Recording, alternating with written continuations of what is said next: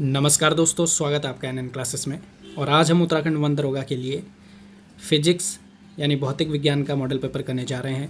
15 प्रश्न इसमें दिए गए हैं, सभी महत्वपूर्ण हैं और कुछ न्यूमेरिक्स भी हैं, तो जो आपके वन दरोगा के पेपर में बहुत ज़्यादा ही महत्वपूर्ण है। तो चलिए दोस्तों शुरू करते हैं।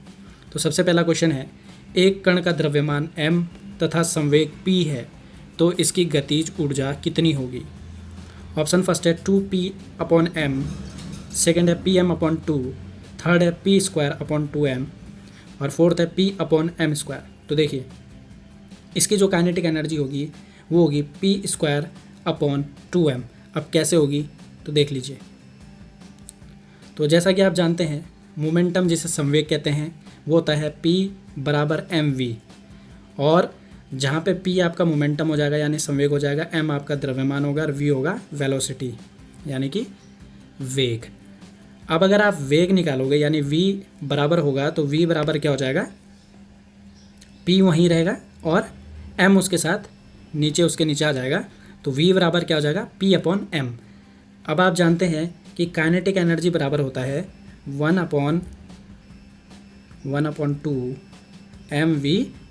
अब आप जानते हैं हमारे पास v का वैल्यू है, तो हम क्या करेंगे, v की वैल्यू को इसमें रखेंगे तो ये हो जाएगा 1/2 m, कोष्टक के अंदर क्या आ जाएगा p/m का होल स्क्वायर, जिसे कि हम ऐसे भी लिख सकते हैं 1/2 m और p²/m²।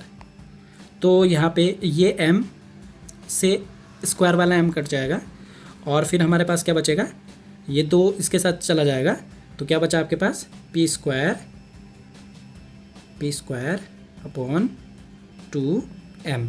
तो क्या होगा इसका काइनेटिक एनर्जी p²/2m। अगले क्वेश्चन पे बढ़ जाते हैं। मोस्ट इंपॉर्टेंट क्वेश्चन है ये भी। देखिए न्यूमेरिक्स मोस्ट इंपॉर्टेंट हैं जितने भी यहाँ पे कराए जा रहे हैं, तो अच्छे से समझिएगा। तो देखिए एक ऊंची इमारत से एक गेंद को 9.8 मीटर पर सेकेंड स्क्वायर के समान त्वरण यानी कि एक्सेलरेशन से गिराया जाता है, तो 3 सेकंड बाद उसका वेग कितना होगा। आपको उसका वेलोसिटी बताना है, तो आप जानते हैं v बराबर क्या होता है, v बराबर होता है u/u + at, जहाँ पे v हो जाएगा वेग, u क्या होगा प्रारंभिक वेग होगा और a हो जाएगा आपका एक्सेलरेशन और t क्या हो जाएगा आपका समय। तो प्रारंभिक वेग तो यहाँ पे 0 है, तो क्या हो जाएगा 0 प्लस, अब यहाँ पे एक्सेलरेशन क्या दिया है 9.8 और t कितना दिया है 3 सेकंड। तो जब आप इसे सॉल्व करेंगे तो देख लीजिए कितना आ जाएगा, 8 तिया हो जाएगा 24 और 9 तिया 27 और 2 29 और एक संख्या के बाद दशमलव है, तो कितना हो जाएगा 29.4 मीटर पर सेकेंड। तो इसके अनुसार इसका आंसर क्या हो जाएगा सी। तो ध्यान रखिएगा। अगला क्वेश्चन है, किसी ग्रह के लिए पलायन वेग की गणना निम्न सूत्र से की जाती है। अब आपके सामने 3 फॉर्मूले दिए हैं, चौथा दिया है, इनमें से कोई नहीं। आपको बताना है अगर आपको पलायन वेग यानी एस्केप वेलोसिटी अगर आपको ज्ञात करनी है तो आपको कौन सा फॉर्मूला इसमें से यूज करना होगा। तो देखिए इसका जो आंसर होगा वो होगा एस्केप वेलोसिटी बराबर √2gr, जहाँ पे आपका g क्या होगा गुरुत्वीय त्वरण और r बराबर क्या होगा आपका रेडियस। तो ध्यान रखिएगा एस्केप वेलोसिटी बराबर क्या होता है √2gr।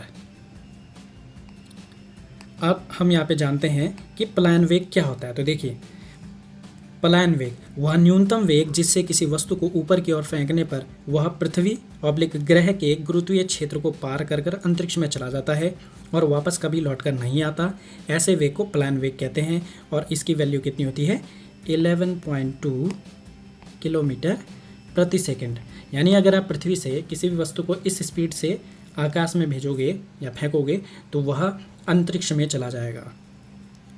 अगले क्वेश्चन को देखते हैं। अगला क्वेश्चन है, गति बढ़ाने पर घर्षण बल के मान में क्या परिवर्तन होता है। ऑप्शन फर्स्ट है बढ़ता है, सेकंड है घटता है, थर्ड है अपरिवर्तित रहता है, फोर्थ है शून्य हो जाता है। तो देखिए गति बढ़ाने पर घर्षण बल के मान में बढ़ोतरी होती है, तो क्या होगा ऑप्शन फर्स्ट इसका आंसर होगा। अब देखिए अगला क्वेश्चन है, बल के मात्रक न्यूटन एवं डाइन में क्या संबंध है? तो ऑप्शन फर्स्ट है 1 न्यूटन बराबर 10,000 डाइन, सेकंड है 1 न्यूटन बराबर 1,000 डाइन, थर्ड है 1 न्यूटन बराबर 1,00,000 डाइन और फोर्थ है 1 न्यूटन बराबर 100 डाइन। तो देखिए 1 न्यूटन बराबर होता है 1,00,000 डाइन, यानी कि 1 newton is equal to 10⁵ dyne. Most important question है, आ सकता है देखिए 9th-10th का साइंस आएगा तो ये क्वेश्चन बनते हैं, इस तरह के ही क्वेश्चन आएंगे। अब हम जान लेते हैं कि न्यूटन की परिभाषा क्या होती है। तो देखिए 1 किलोग्राम के पिंड को 1 मीटर प्रति सेकंड की गति से त्वरित करने के लिए आवश्यक बल की मात्रा को न्यूटन कहा जाता है और F = ma आपका फॉर्मूला है फोर्स का, यानी कि बल का, जहाँ पे m क्या होता है द्रव्यमान और a क्या होगा एक्सेलरेशन यानी कि त्वरण। तो ध्यान रखिएगा F = ma। अगले क्वेश्चन पे बढ़ जाते हैं, फिर से न्यूमेरिकल है। तो देखिए और इस तरह का क्वेश्चन बनेगा, आप इसे समझ लीजिएगा कि किस तरह से हम इसे करेंगे। तो देखिए क्वेश्चन क्या है, देखिए एक कार आधी दूरी 20 मीटर प्रति सेकंड की चाल से तथा शेष आधी दूरी 30 मीटर प्रति सेकंड की चाल से तय करती है। कार की औसत चाल क्या होगी? तो देखिए औसत चाल का जो फॉर्मूला होता है वो होता है 2 × xy अपॉन x + y, ये हो गया फॉर्मूला। अब देखिए 2 × x क्या है 20 × y क्या है 30 और अपॉन xy क्या है 20 + 20 + 30। तो जब आप इसे सॉल्व करेंगे तो ये हो जाएगा आपका 1200, ऊपर वाली जो सम निकल के आएगी वो आएगी 1200 और नीचे वाला क्या आएगा 50। तो इससे ये गया। अब देखिए 5 दूनी 10 और 5 चौकू 20, तो 24। तो 24 मीटर पर सेकेंड की औसत चाल होगी। तो इस तरह के क्वेश्चन अगर आते हैं तो ऐसे इनको सॉल्व कीजिएगा। अगला क्वेश्चन है मोस्ट इम्पोर्टेंट, बल का व्यंजक यानी कि इक्वेशन किस नियम से प्राप्त होती है? ऑप्शन फर्स्ट है क्रिया प्रतिक्रिया का नियम, सेकंड है जड़त्व का नियम, थर्ड है न्यूटन का द्वितीय नियम और फोर्थ है संवेग संरक्षण का नियम। तो देखिए बल का जो व्यंजक है जो हमने अभी देखा था F = ma। तो ये जो फॉर्मूला निकल के आता है ये आता है न्यूटन के द्वितीय नियम से निकल कर। तो आप इसके बारे में थोड़ा सा जान लीजिए। देखिए न्यूटन का द्वितीय नियम, इस नियम के अनुसार किसी वस्तु पर आरोपित बल F उस वस्तु के द्रव्यमान m तथा उसमें बल की दिशा में उत्पन्न त्वरण के गुणनफल के बराबर होता है। यानी कि F = क्या होगा द्रव्यमान गुणा त्वरण एक्सेलरेशन। तो F = क्या होगा m × a। तो इम्पोर्टेंट क्वेश्चन है, कभी कभी सीधे पूछ लेता है बल का व्यंजक क्या है, तो क्या है F = ma। अगला क्वेश्चन मोस्ट इंपॉर्टेंट, तुल्यकाली उपग्रहों को पृथ्वी तल से कितनी ऊंचाई पर स्थापित किया जाता है? और तुल्यकाली उपग्रह होते हैं जियो स्टेशनरी सैटेलाइट्स। तो आपको बताना है कि कितनी हाइट पर इन्हें स्थापित किया जाता है। तो पहला है 500 किलोमीटर, सेकंड है 2500 किलोमीटर, थर्ड है 3600 किलोमीटर और फोर्थ है 36,000 किलोमीटर। तो देखिए जो जियो स्टेशनरी सैटेलाइट होते हैं उनको 36,000 किलोमीटर की ऊंचाई पे स्थापित किया जाता है। अब ये क्या होते हैं? तो देखिए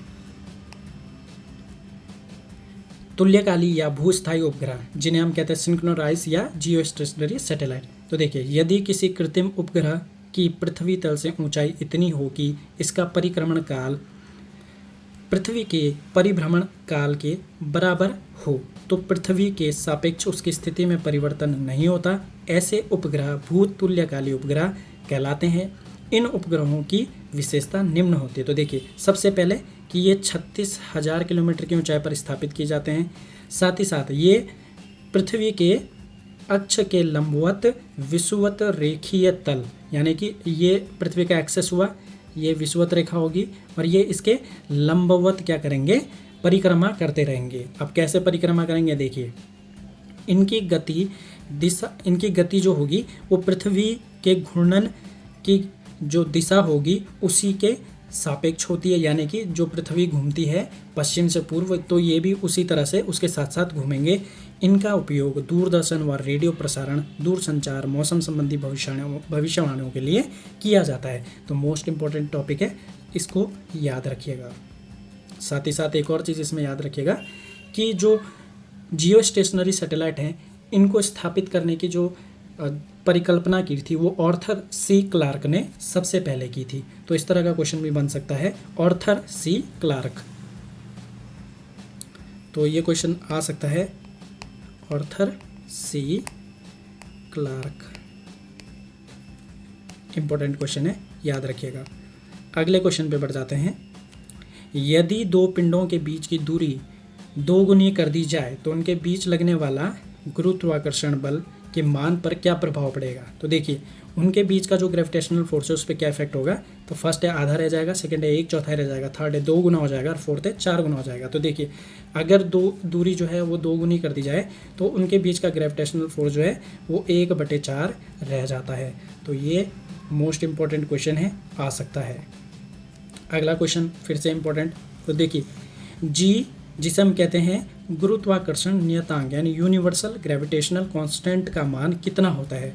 ऑप्शन फर्स्ट है 6.67 into 10⁻11 newton metre per kilogram square. Second है 9.8 into 10⁻11 newton metre upon kilogram square. Third है 3.6 into 10⁻19 newton metre per kilogram square. और फोर्थ है 9.8 into 10⁻19 newton metre per kilogram square. तो देखिए, जी की वैल्यू होती है 6.67 into 10⁻11 newton metre per kilogram square. और ये क्वेश्चन मोस्ट इंपॉर्टेंट है, कई बार एग्जामों में पूछा जाता है। अगला क्वेश्चन है, अंतर्राष्ट्रीय परमाणु ऊर्जा एजेंसी का मुख्यालय कहाँ स्थित है। ऑप्शन फर्स्ट है लंदन, सेकंड है सियोल, थर्ड है न्यूयॉर्क और फोर्थ है वियना। तो देखिए, अंतर्राष्ट्रीय परमाणु ऊर्जा एजेंसी का जो मुख्यालय है वो ऑस्ट्रिया के वियना में है। अब इसके बारे में यहाँ पे जानकारी दी गई है। तो देखिए, अंतर्राष्ट्रीय परमाणु ऊर्जा एजेंसी का मुख्यालय वियना ऑस्ट्रिया में स्थित है। इसकी स्थापना 29 जुलाई 1957 को की गई और इसका उद्देश्य विश्व में परमाणु ऊर्जा का शांतिपूर्ण उपयोग है। मोस्ट इंपॉर्टेंट क्वेश्चन है, आ सकता है।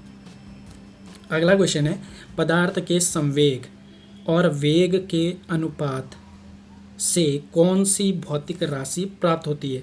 यानी आपको बताना है कि पदार्थ के संवेग और वेग के अनुपात से कौन सी भौतिक राशि प्राप्त होगी। तो ऑप्शन फर्स्ट है बलागुण, सेकंड है त्वरण, थर्ड है द्रव्यमान और फोर्थ है वेग। तो इससे आपका क्या ज्ञात होगा, इससे आपका मास ज्ञात होगा। अब कैसे होगा देखिए, जैसा कि आप जानते हैं संवेग बराबर क्या होता है, P बराबर क्या होता है, m इंटू वी। अब ये पूछ रहे हैं कि संवेग और वेग का अनुपात। तो अगर मुझे m निकालना है या आपको m निकालना है तो हम क्या करेंगे, इस v को इस p के साथ लेके जाएंगे। तो m बराबर क्या हो जाएगा, P/v। जहाँ आपको पता है P बराबर क्या होता है, मोमेंटम यानी संवेग, और v क्या होती है, वेलोसिटी यानी वेग। इंपॉर्टेंट क्वेश्चन है, आ सकता है। अगला क्वेश्चन है, कोई वाहन जैसे ही चलना प्रारंभ करता है तो उसमें बैठे हुए यात्री का सिर पीछे की ओर झुक जाता है। इसका कारण है। ऑप्शन फर्स्ट है स्थिरता का जड़त्व, सेकंड गति का जड़त्व, थर्ड है जड़त्वागुण और फोर्थ है क्रिया प्रतिक्रिया का नियम। क्वेश्चन ठीक से पढ़िएगा। कोई वाहन जैसे ही चलना प्रारंभ करता है तो उसमें बैठे हुए यात्री का सिर पीछे की ओर झुक जाता है। ध्यान रखिए, सिर पीछे की ओर झुक रहा है।